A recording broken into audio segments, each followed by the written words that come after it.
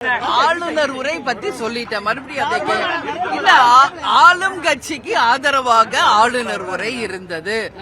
இப்பொழுது நடக்கும் தமிழ்நாட்டில் நடக்கின்ற அனைத்து விஷயங்களையும் ஆளுநர் உரையில் இடம்பெற்றது. ஆளுநர் உரை ஆளும் கட்சிக்கு முழுமையாக ஆதரவு தெரிவிக்கும் ஒரு அறிவிப்பாக நான் பார்க்கிறேன். சரிங்களா? ஆனாலும் சட்டம் ஒழுங்கு பிரச்சனையோ, பாலியல் வன்கொடுமையோ, விவசாயிகள் போராட்டமா எதுவுமே இங்க இதுவரைக்கும் தீர்வு இல்லை. இப்ப கூட கும்மிடிப்பூண்டியில 3 வயசு குழந்தை சீரழிக்கப்பட்டிருக்காங்க. அதுக்குதான் நான் அன்னைக்கு என்னுடைய அறிக்கையிலேயே நான் சொல்லியிருக்கேன், வெறும் நீங்கள் கேள்வி கேட்பதும் நான் பதில் சொல்வதும் இதற்கான தீர்வு கிடையாது.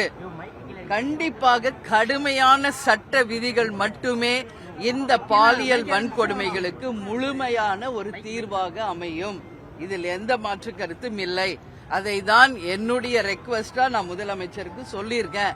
அதனால இன்னைக்கு எப்படி யூபி கவர்மெண்ட்ல பண்ணாங்களோ, எப்படி சைலேந்தர் பாபு அவர்கள் செய்தார்களோ, அது மாதிரி செய்யுங்கன்னு சொல்றேன். தப்பு கிடையாது. 3 வயசு குழந்தையும் தெய்வமும் ஒன்று நம்ம சொல்றோம். அப்ப இவங்கெல்லாம் மனிதர்கள் இல்லை, மிருகங்கள். மிருகங்களுக்கு நிச்சயமாக நான் சொல்லும் என்கவுண்டர் ஒன்றுதான் தீர்வு என்பது என் கருத்து. இல்லன்னா நீங்க என்ன டெய்லி கேள்வி கேட்டுக்கிட்டு தான் இருப்பீங்க, நானும் அதுக்கு பதில் சொல்லிட்டு தான் இருப்பேன். இது தீர்வு கிடையாது.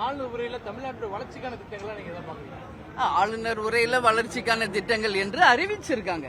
என்னுடைய நான் என்ன சொல்றேன்னா, அறிவிப்பாக இல்லாம அதிகாரப்பூர்வமான ஆட்சியாக அமையணும்னு நான் சொல்றேன். ஏன்னா இது மாதிரி அறிவிப்புகள் நிறைய நம்ம பார்த்துட்டோம்.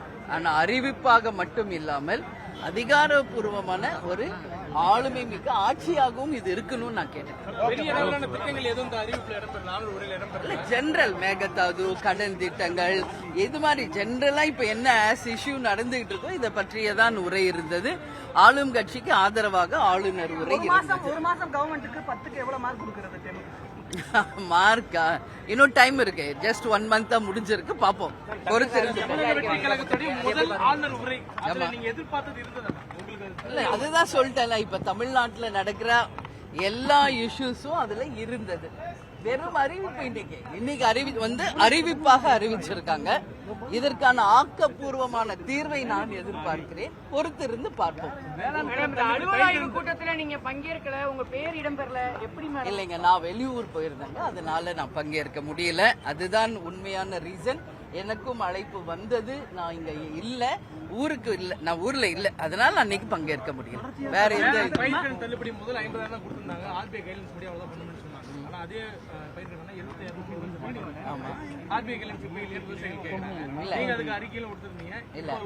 6,000 கோடி இதனால அரசுக்கு கூடுதல் செலவுன்னு படிச்சா இன்னைக்கு படிப்பாங்க பார்த்தேன். நான் என்ன சொல்றேன், ஆனா விவசாயிகள் இதுல திருப்தியா என்ற கேள்விதான். ஒன்னு பயிர்க்கடன் தள்ளுபடினா எல்லாருக்கும் ஒரே மாதிரி முறையாக அனைத்து விவசாயிகளுக்கும் முறையான பயிர்க்கடன் தள்ளுபடியாக இருக்க வேண்டும் என்பதுதான் தேமுதிகவின் நிலைப்பாடு. எம்எல்ஏக்கள் தொடர்ச்சியா ராஜினாமா செய்து வருவது தேமுதிக அது அவங்க கிட்ட தான் கேட்கணும், எங்க கிட்ட கேட்கணும்.